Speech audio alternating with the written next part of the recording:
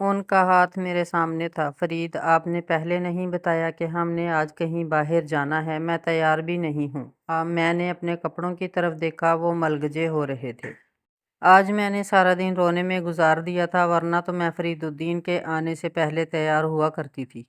کچھ باتیں پہلے سے نہیں بتائی جاتی، کیونکہ باتوں سے خوشی اور اداسی دونوں جڑی ہوتی ہیں۔ وہ دوبارہ کرسی پر بیٹھ گئے۔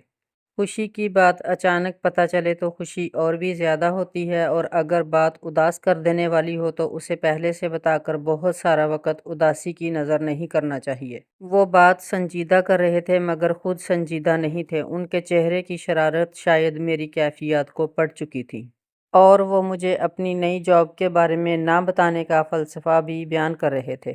چلو تم جلدی سے صرف لباس تبدیل کر لو، باقی تمہیں کسی چیز کی ضرورت نہیں۔ وہ میرا سرد رویہ نظر انداز کرتے ہوئے نرمی اور محبت سے بولے، جس پر میں چپ چاپ باتھ روم میں چلی گئی۔ ریسٹورنٹ میں ماریا اور یوسف کو پہلے سے موجود پا کر میں حیران ضرور ہوئی، مگر مجھے سمجھ آ گئی کہ یہ پروگرام ان لوگوں نے مل کر بنایا تھا۔ ماریا، تم نے بھی مجھے نہیں بتایا؟ میں نے ماریا سے گلہ کیا۔ مجھے خود ابھی آتے وقت انہوں نے بتایا کہ آج باہر چل رہے ہیں۔ اس نے یوسف کی طرف اشارہ کرتے ہوئے میرے گلے کا جواب مسکرا کر دیا۔ اور میں سچ کہوں، مجھے بھی فرید بھائی نے اچانک ہی بتایا تھا، یہ سب انہی کا پروگرام ہے۔ یوسف بھائی نے ڈرنے کی ایکٹنگ کرتے ہوئے فرید الدین کی طرف اشارہ کر دیا۔ اچھا بھئی، یہ پروگرام جس کا بھی تھا، اب آرام سے بیٹھو اور کھانے کا مینیو دیکھو کہ کیا منگوانا ہے۔ انہوں نے مینیو کارڈ دیکھتے ہوئے کہا، مگر بھائی جان، یہ اچانک ڈنر آخر ہے کس سلسلے میں؟ ماریا کو تجسس ہو رہا تھا کہ وہ اس کی وجہ جانے۔ صرف اور صرف مل کر ایک اچھا کھانے اور گھر سے باہر آ کر ذرا تر و تازہ ہونے کے لیے، اور کچھ بھی نہیں۔ حالانکہ آپ کو ہوٹل میں آنا اور ہوٹل کے کھانے پسند نہیں۔ ماریا نے بھائی کو چھیڑا۔ مجھے ہر روز ہوٹل کے کھانے کھانا اور عادتاً گھومنا پھرنا پسند نہیں، مگر کبھی کبھار ایسا تو کوئی حرج نہیں، بلکہ اچھا لگتا ہے۔ فرید الدین نے ماریا کے ساتھ ساتھ گویا مجھے بھی وضاحت کی، کیونکہ میری نظروں میں بھی وہی سوال تھے جو ماریا کر رہی تھی۔ اس وقت مجھے دادا جان یاد آ گئے۔ ہماری شادی سے پہلے ایک بار دادا جان نے ابا جان سے جب کہا تھا کہ برخوردار کبھی کبھار بیوی بچوں کو باہر لے جایا کرو، گھمانے پھرانے، اور کھانا وانا بھی باہر کھلا دیا کرو، میں نے تب حیران ہو کر ان کی طرف دیکھا تھا۔ مجھے ان سے اس قسم کی تحریک کی توقع نہ تھی۔ دادا جان نے میری نظروں کا سوال پڑھ کر بے حد محبت سے کہا تھا، تفریح اور کھیل خواتین کے حقوق میں شامل ہے۔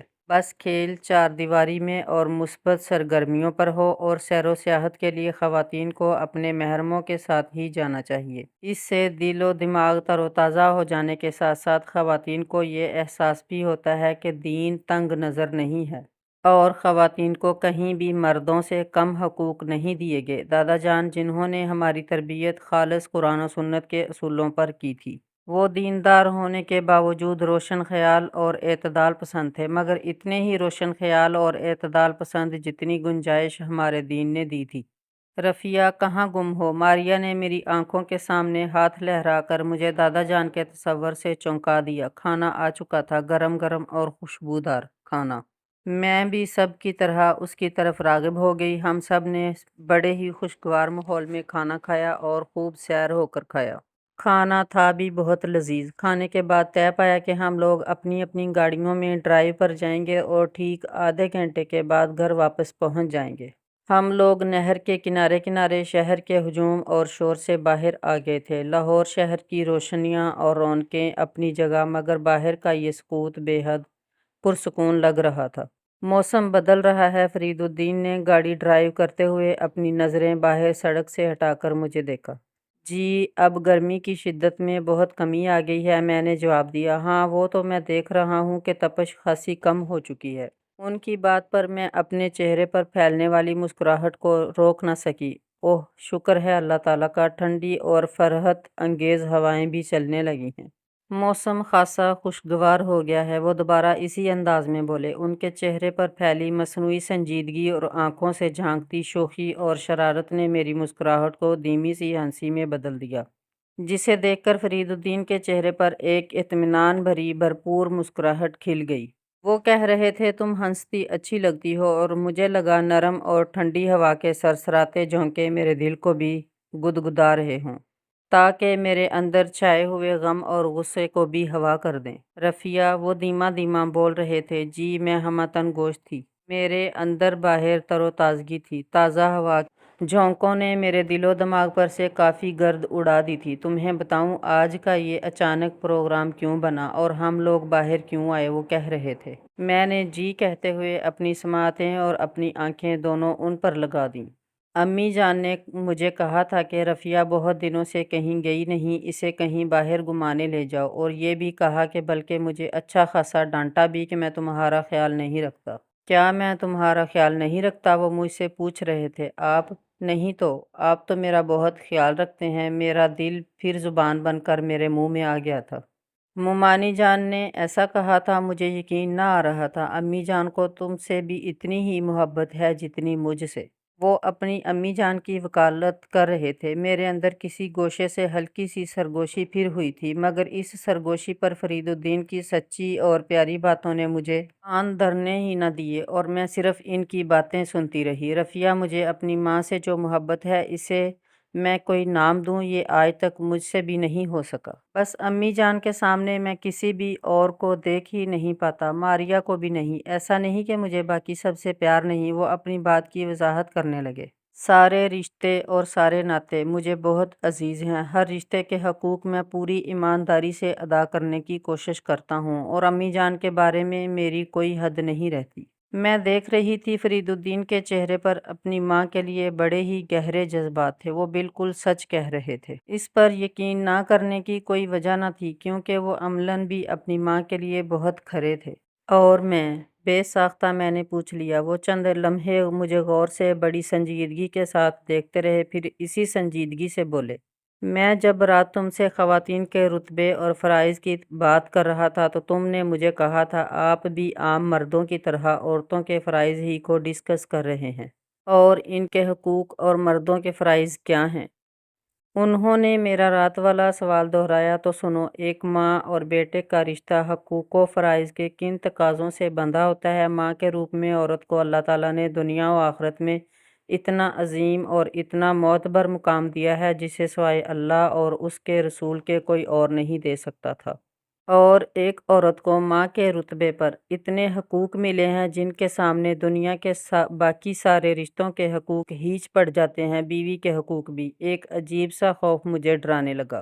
ہاں، یہ بالکل سچ ہے۔ انہوں نے میرے سوال کی تائید کر کے ہی اس کا جواب دیا۔ میں ان کے اس جواب سے چپ ہو گئی۔ اس سچ پر بحث کرنے کے لیے میرے پاس کوئی دلائل نہ تھے۔ واپسی کے راستے میں کچھ دیر ہم دونوں خاموش ہی رہے، پھر فرید الدین نے ایک جگہ سے آئس کریم لے کر اس خاموشی کو توڑا۔ آئس کریم مجھے اتنی پسند ہے کہ میں اسے سردیوں میں بھی شوق سے کھاتا ہوں، ٹھنڈی اور فرحت بخش۔ مجھے ایسی ہی چیزیں اور ایسی ہی عادتیں بھی پسند ہیں جیسے تمہارا مزاج اور تمہاری عادتیں۔ وہ تعریفی نظروں سے مجھے دیکھتے ہوئے مسکرائے۔ یقین کرو، میں سچ کہتا ہوں، اور میں دیکھ رہی تھی کہ واقعی مرد کو کتنا مشکل ہے سمجھنا۔ اگلے روز مومانی جان کا موڈ بالکل ٹھیک ٹھاک تھا۔ کل والے واقعہ کا شائبہ تک نہ ان کے مزاج پر تھا۔ ان کی طبیعت بھی ٹھیک تھی۔ انہوں نے چنے کی دال کا خشک حلوہ بنایا، بلکہ ساتھ ساتھ مجھے بھی بنانا سکھایا۔ چاروں مغز اور خشک میوے ڈال کر میٹھی ٹکیاں بھی بنائیں۔ وہ ساتھ ساتھ فرید الدین کے لیے بہت ساری دعائیں کر رہی تھی۔ کبھی ان کے بچپن کی باتیں کر کے خوش ہونے لگتی اور کبھی ان کے جانے کا ذکر کر کے اداس ہو جاتی۔ فرید تو کبھی زیادہ روز مجھ سے جدا نہیں رہا، اسے تنہا رہنے کی عادت بھی نہیں ہے۔ پتہ نہیں وہاں اکیلا کیا کرے گا، اور میں کیسے رہوں گی؟ میرے تو جی کو ہول پڑ رہے۔ ان کی آنکھیں نم ہو گئیں۔ فرید الدین میرا صرف بیٹا نہیں ہے، وہ مجھ سے مخاطب تھی، میری محبت ہے۔ اسے میں نے اپنی ہر سانس کے ساتھ چاہا ہے۔ اس کی عمر کے جتنے سال ہیں، ان کے جتنے پل ہیں، ان سب پر میری محبت کی وارفتگی رقم ہے، ایک قیمتی متاع۔ بلکہ متاع کیوں، یہ تو میری حیات ہے۔ اپنے جذبوں کا اظہار کرتے وقت انہیں الفاظ مل رہے تھے نہ مثالیں، مگر ان کے چہرے کی سرخیاں اور آنکھوں کے جگنو اس لازوال محبت کی شدتوں کے مظہر تھے۔ اس وقت مومانی جان کا چہرہ کھلا ہوا گلاب لگ رہا تھا، جوان اور تر و تازہ۔ کسی بیماری، کسی تھکن کی کوئی لکیر اس وقت ان کے چہرے پر نہ تھی، بلکہ ان کے چہرے کی جھریاں اور آنکھوں کے گہرے حلقے بھی جانے کہاں غائب ہو گئے تھے۔ میں ان کا یہ روپ دیکھ کر متحیر سی تھی۔ اپنے دل پر ذرا ہاتھ رکھ کر کہو۔ تمہیں فرید سے کتنی محبت ہے؟ اچانک ہی انہوں نے مجھ سے سوال کر دیا، ایک بے حد مشکل سوال جس کا جواب میں فوری طور پر نہ دے سکتی تھی۔ تمہاری فرید سے محبت کی جتنی کل زندگی ہے ابھی، اس سے کئی گنا زیادہ تو میں اسے اس وقت چاہتی تھی جب وہ ابھی دنیا میں آیا نہ تھا، جب اس کا وجود میرے وجود سے ہی زندگی پا رہا تھا اور بن دیکھے ہی میں اس کے پیار میں دیوانی ہو گئی تھی۔ مومانی جان جیسے کہیں کھو گئی تھی، ایک ماں کی محبت، وہ مجھے پیار سے دیکھنے لگی۔ ماں بنو گی تو جانو گی۔ اس کے بعد ان کے لب ہولے ہولے ہلتے رہے اور چہرہ دمکتا رہا۔ وہ اپنے بیٹے کے لیے ایک ایک چیز اپنی نگرانی میں رکھوا رہی تھی، اپنے ہاتھوں سے تیار کر رہی تھی، اور میں ممتا کی اس عظیم تصویر کو دیکھ کر مبہوت تھی۔ ان کی محبت اور چاہت کے سامنے میری محبت تو ابھی واقعی بہت کم تھی۔ آج مجھے دادا جان بہت یاد آ رہے تھے۔ کچھ تو فرید کے جانے کی اداسی تھی، ان کے جانے میں صرف ایک رات باقی تھی۔ کل صبح انہوں نے اپنی نئی جاب پر چلے جانا تھا اور کچھ رات میں نے دادا جان کو خواب میں دیکھا تھا، مگر وہ چپ تھے۔ انہوں نے مجھ سے کوئی بات نہ کی تھی اور جھلک سی دکھا کر چلے گئے تھے۔ تب سے میرا دل پریشان تھا، مجھے لگ رہا تھا جیسے وہ مجھ سے خفا ہوں۔ نہ تو مرنے والوں اور آخرت کے بارے میں میرا ایمان یا اعتقاد کمزور تھا اور نہ ہی خوابوں کے بارے میں کوئی خاص معلومات، مگر میرے دل کو پریشانی لاحق ہو گئی تھی۔ آج میں نے خاص طور پر ان کے لیے قرآن پاک کی تلاوت بھی کی تھی اور مغفرت کی دعائیں بھی، مگر میری اداسی کم نہ ہو رہی تھی۔ آج مجھے ان کی ضرورت شدت سے محسوس ہو رہی تھی۔ دادا جان، میرے منہ سے سسکی نکلی۔ پھر ان کی یاد مجھ پر اتنی طاری ہوئی کہ مجھے لگا دادا جان میرے قریب ہی ہوں۔ میں ان کی مخصوص خوشبو کو اپنے ارد گرد سرسراتا ہوا محسوس کر رہی تھی۔ بیٹی، اب تمہارا نکاح ہو گیا ہے، کل کو رخصتی بھی ہو جائے گی۔ جب تم سسرال جاؤ گی تو بہت سے نئے مشاہدات اور تجربات سے گزرو گی، اکثر تکلیف دہ بھی ہوں گے۔ میرے نکاح کے اگلے روز وہ مجھے سمجھا رہے تھے اور میں سر جھکائے سن رہی تھی۔ تم دیکھو گی، خاندانی زندگی میں والدین، بہن بھائیوں اور بیوی کے حقوق اور تقاضوں کی کشاکش میں اکثر تمہارا شوہر الجھے گا، اور اس کشاکش کی نوعیت بھی بڑی عجیب اور شدید اور جذباتی ہوگی۔ تب وہ کبھی یہ سوچے گا کہ میری جنت تو میری ماں کے قدموں تلے ہے، اور وہ ماں کی قابل احترام اور عظیم ہستی کے سامنے جھک جائے گا، اور کبھی اس کا دل تمہاری جانب کھنچے گا۔ وہ مجھے بڑی محبت سے بتا رہے تھے، ان کے لہجے میں بڑی ملائمت تھی۔ وہ عجیب کشمکش کا شکار ہوگا، کس کے جذبات کا خیال رکھے اور کس کے حق کو ترجیح دے۔ اور میری جان حیات دادا جان نے محبت سے میرے سر پر ہاتھ رکھا تھا۔ خاندانی زندگی کے نازک ترین موقع پر اسے تمہاری ضرورت ہوگی، اور یہاں اگر تم نے اپنے جذبات کو ترجیح دی اور اس کی ضرورت کو نظر انداز کر دیا تو تمہارا گھر بکھر جائے گا۔ تب میں نے دادا جان کی طرف سوالیہ نظروں سے دیکھا تھا کہ مجھے ایسے میں کیا کرنا ہوگا، تو وہ اپنی داڑھی کو سنوارتے ہوئے دھیما سا مسکرائے تھے۔ تب تمہیں اپنے جذبات کا اظہار کر کے حکمت سے کام لینا ہوگا، یہیں سے تمہاری ازدواجی زندگی نیا موڑ لے گی۔ ویسے ہی راستے پر اپنا پہلا قدم رکھے گی جو تم اپنے خاندانی رشتوں کی خاطر چنو گی، یعنی بیوی کے فرائض کی ادائیگی میں کڑا امتحان۔ انہوں نے خاندانی رشتوں کے استحکام کی سخت ذمہ داری گویا مجھ پر ڈال دی تھی۔ مجھے دادا جان کی ساری باتیں تو یاد تھیں، بس ان پر عمل سست ہو گیا تھا۔ میں بھی ساس اور بہو کے روایتی سے رشتے میں الجھ رہی تھی۔ میرے احساسات پر عامیانہ سے جذبات غالب آ جاتے تھے کہ میں ایسا کیوں کروں، مومانی جان ایسا کیوں نہ کریں، انہوں نے یوں کیوں کہا، ایسا کیوں کیا، وغیرہ وغیرہ۔ میں نے خود کو جھڑکا۔ میں نے خود سے عہد کیا تھا کہ میں اس رشتے کی ساری نزاکتوں کو مصلحتوں سے سلجھا لوں گی، اور یہ کیا، فرید الدین کے دور ہونے کے احساس نے میرے اعصاب کو شدید جکڑ لیا تھا، اور میں شیطان کے دام میں پھنسنا شروع ہو گئی تھی۔ میں نے جھرجھری سی لی، مجھے اپنے لہو میں سرسراتا ہوا وہ ایک موذی مرض کی طرح لگا۔ لا حول ولا قوت الا باللہ۔ میں سیدھی ہو کر بیٹھ گئی۔ رفیہ، رفیہ، مومانی جان مجھے آوازیں دیتی آ رہی تھیں۔ جی مومانی جان۔ میں خود ان کی طرف چل پڑی۔ اس وقت کیوں یہاں بیٹھی ہو؟ دیکھو مغرب کا وقت ہو رہا ہے، اندھیرا ابھی ہو جائے گا، آؤ اندر آؤ۔ وہ مجھے صحن سے اٹھا کر اندر لے آئیں۔ میں خاموشی سے ان کے ساتھ آ گئی۔ فرید الدین مغرب کی نماز کے لیے مسجد جانے کو نکل رہے تھے۔ مجھے دیکھ کر ذرا رکے، مسکرائے اور یہ کہتے ہوئے چلے گئے، امی جان آپ لوگ ادھر چلیں، میں وہیں آ جاؤں گا۔ اوہ، آج تو امی جان کی طرف رات کا کھانا تھا۔ مجھے ان کی بات سن کر یاد آیا، ورنہ تو میں بھول ہی چکی تھی، بلکہ بھول کیا گئی تھی، اس خناس نے مجھے وہم و گمان میں الجھا دیا تھا۔ میں نے فوراً صورت ناز پڑھی اور اپنے دل پر پھونک ماری، گویا کالا سیاہ دھواں میرے اندر سے اٹھا اور لہو میں سے بگولوں کی طرح گزرنے لگا۔ پاگل ہے تو، پچھتائے گی، میری بات نہ مان کر پچھتائے گی۔ میں نے اسے کوئی جواب نہ دیا بلکہ استغفار پڑھتی رہی۔ وہ دھونی بن کر میری آنکھوں کے کناروں کو سلگانے لگا، جیسے ڈھیر ساری مرچیں کسی نے دہکتے ہوئے کولوں پر ڈال دی ہوں۔ دیکھ لینا، وہ آج چلا جائے گا اور پھر یہ دوری تیرا مقدر بن جائے گی۔ میری آنکھوں سے گرم گرم پانی بہنے لگا، وہ میری آنکھوں میں پھر رہا تھا۔ وہ ہفتے کے بعد آیا کریں گے۔ میرے اندر کی مطمئن رفیہ بولی، جسے اس مردود نے پچھلے 3-4 روز سے بے قرار اور بدگمان کیا ہوا تھا۔ ہفتے کے بعد وہ جب بھی آئے گا، ماں کے گھٹنے سے لگ کر بیٹھ جائے گا۔ تیرا کیا ہوگا؟ دھویں کا ہیولہ میری عقل پر پھر چھانے لگا۔ ماں کا وہ بیٹا ہے اور میرا شوہر، دونوں کا مقام اپنی جگہ ہے۔ تو چل نکل یہاں سے۔ میرا دل سمجھداری سے آگے بڑھا اور کسی ٹونے جادو کے اثر کو جھاڑنے والے انداز میں اسے گھیر گھار کر باہر نکالنے لگا۔ اوئے ناسمجھ، نادان، کم ہمت، تیری یہ مجال کہ مجھے باہر نکالے۔ وہ پورے زور سے میرے دل کے سامنے اکڑ گیا۔ میں ناسمجھ اور نادان بھلے ہوں، مگر احساس کی دولت سے مالا مال ہوں۔ یہی دولت میری طاقت بھی ہے۔ میرے اندر جب احساس جاگتا ہے تو عقل بھی میری ساتھی بن جاتی ہے۔ اس وقت ہم دونوں ساتھ ہیں۔ یہ جسم ہمارا گھر ہے۔ تو باہر ہو یہاں سے۔ میں نے دیکھا میرے دل و دماغ نے اسے کسی ناقص عمل کے جھوٹے عمل کی طرح جھاڑ دیا اور منٹوں میں باہر نکل گیا۔ رفیہ بی بی، اترانا مت۔ تیرے دل و دماغ کو جدا کرنا مشکل ہے، ناممکن نہیں۔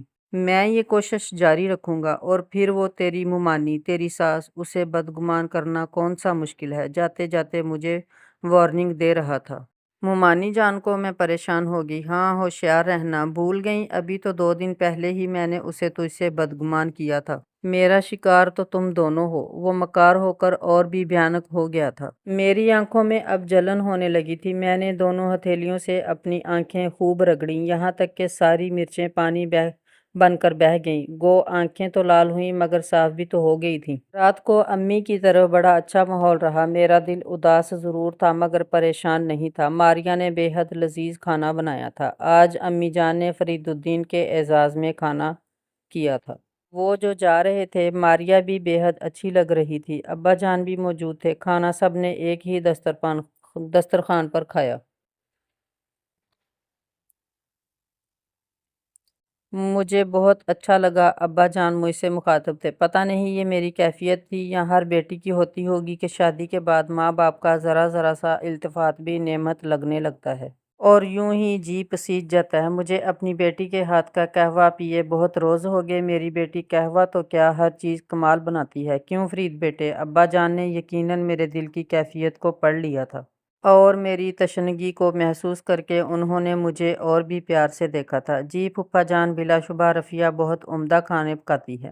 فرید الدین نے بھی مجھے تعریفی نظروں سے دیکھتے ہوئے میری حوصلہ افزائی کی تو مجھے لگا گھر بھر کے سامنے میری عزت بڑھ گئی ہو۔ اور بہن جی، آپ کو تو میری بیٹی سے کوئی شکایت نہیں؟ ابا جان نے اچانک ہی ممانی جان سے پوچھ لیا۔ میں جو قہوہ بنانے بڑے شوق اور اعتماد سے جا رہی تھی، میرے قدم بلا ارادہ رک گئے اور ساتھ ہی دل کی دھڑکنیں بھی۔ یا اللہ خیر! میری سماعتیں بے تاب ہو گئیں کہ سنیں ممانی جان کیا کہتی ہیں۔ بھائی صاحب، ممانی جان جواب دے رہی تھیں اور میرا رواں رواں کان بنا ہوا اسی طرف لگا تھا۔ مجھے رفیہ سے کوئی شکایت نہیں۔ بھلا ماؤں کو بیٹیوں سے شکایت ہوتی ہے کبھی؟ وہ بڑی محبت سے کہہ رہی تھی۔ میرے رکے ہوئے دل نے دھڑکنا شروع کر دیا اور کان بنے ہوئے روئیں روئیں کو زبان مل گئی۔ الحمدللہ! رفیہ بے حد اچھی طبیعت کی مالک ہے، البتہ مجھے کبھی کبھی غصہ آ جاتا ہے جو یقیناً اس کے لیے تکلیف دہ ہوتا ہوگا۔ بس یہ مجھ سے بے اختیار ہو جاتا ہے۔ وہ نہ صرف میری تعریف کر رہی تھی بلکہ اپنے غصے کا اقرار بھی کر رہی تھیں، وہ بھی میرے گھر والوں کے سامنے۔ مجھے اس لمحے ان پر پیار اور خود پر غصہ ہے کہ وہ تو واقعی دل کی بے حد اچھی ہیں، اپنے اندر کچھ نہیں رکھتیں، اور میرا تو اندر ان کے لیے اکثر میلہ ہو جاتا ہے۔ مجھے خود پر ندامت اور شرمندگی محسوس ہوئی اور اپنا آپ بے حد چھوٹا لگا۔ اے بنو، کیا سوچنے لگیں؟ ماریا نے جو کب سے میرے چہرے پر نظریں جمائے کھڑی تھی، مجھے کندھا ہلا کر چونکا دیا۔ ہاں، کچھ نہیں، آؤ قہوہ بنائیں۔ میں اس کا ہاتھ پکڑ کر باورچی خانے میں آ گئی۔ وہ مجھے سر سے پاؤں تک گہری نظروں سے دیکھتی مسکرائی۔ ذو معنی مسکراہٹ۔ کیا ہوا؟ میں نے قہوے کے لیے پانی डाल कर चूल्हे पर रखा। गुलाबी रंग का जोड़ा, हाथों में ताज़ा मोती के गजरे, गालों पर खिलते गुलाब और आंखों में ये लालियां, वो मेरे गिर्द धीरे धीरे घूम रही थी। मैं उसे कंधों से थामकर उसी के अंदाज में बोली, बस अल्लाह का करम है। वो हंस दी। खिलखिलाती हुई वो और भी प्यारी लगती थी। और अपने बारे में क्या ख्याल है? शरारती आंखें, हंसते गुलाब और गालों में ये डिम्पल जो हर लहजा गहरे हुए रहते हैं। मैं उसके हंसते रहने की आदत पर कह रही थी, जिसकी वजह से उसके गालों के गड़े वाज़ेह ही रहते थे। बस खुदा की रहमत और मजाजी खुदा की मोहब्बत के रंग हैं, कभी गुरूर नहीं किया। वो सदा की हाजिर जवाब बड़े एतमाद से बोली, शुक्रिया अदा करो मेरा भी। मैंने कहवे में छोटी इलायचियां डालकर दम लगाते हुए प्यार से ऐसे देखा, किस बात पर? वो ज़रा हैरान हुई। भई, जिस मजाजी खुदा की मोहब्बत से तुम इस कदर शादां फरहां हो, वो माहबदौलत का भाई है। मैंने गर्दन को ऊंचा करते हुए कहा, देख लो, मेरा शुक्रिया कहीं तुम्हारे लबों से अदा ना हो जाए। अब उसने अकड़ दिखाई। यानी मैंने बड़ी ट्रे में कहवे की छोटी प्यालियां सजाईं और कहवे को समावार में डालकर टी कोजी से ढांपा। यानी माँ बदौलत के भाई जनाबा के मजाजी खुदा हैं। इतना कहकर उसने मुझे शरारत से घूरा और फिर हम दोनों हंस पड़ी। हिसाब बराबर दोनों के मुंह से बैफ वक़्त निकला। कहवा तैयार था और मैं अपने अब्बा जान के लिए जल्द अज जल्द इसे ले जाना चाहती थी। मेरे कदमों में एतमाद और दिल में इत्मीनान था। मैके में मेरा भरम, मेरी इज्जत कायम थी, जिस पर मैं बेपनाह खुश थी। रफ़िया, वो मुझे मुखातिब कर रहे थे। जी, मैं मुंतज़िर ही थी कि वो मुझे बुलाएं, मुझसे कोई बात करें और मैं उनसे बात करूं। मैं खुद बहाना तलाश कर रही थी उनसे बात करने का, वो बात जिसे आज मैंने अपने दिलो दिमाग से उसकी पूरी जड़ों समेत उखाड़ कर अपनी ज़ुबान की नोक पर धर लिया था। अपने अंदर की बात कहना बेहद मुश्किल होता है, और वो भी ऐसी बात जो अपनी खामी भी हो। इसका इकरार करना तो बहुत ही कठिन होता है। इसका अंदाज़ा मुझे अब हो गया था। जो खुद को बड़े खुले दिल वाली और आला ज़रफ़ दरगुजर करने वाली और जाने क्या क्या समझती थी, अपने आईने के सामने आई तो ये सारे औसाफ मुझे चितकबरे धब्बे लगे। ज़्यादा स्याह और कम सफ़ेद। ना तो मेरा दिल बहुत बड़ा था, ना मैं आला ज़रफ़ साबित हो रही थी। मैं भी बिल्कुल एक आम सी बीवी थी, जो अपने शोहर को बस अपनी ही मलकियत और इसकी मोहब्बत को सिर्फ़ अपना हक समझती है। मेरे अंदर भी जब एक सास और शोहर की माँ के हकूक़ का सवाल उठा तो आला ज़रफ़ी का शफ़ाफ़ आईना कितनी ही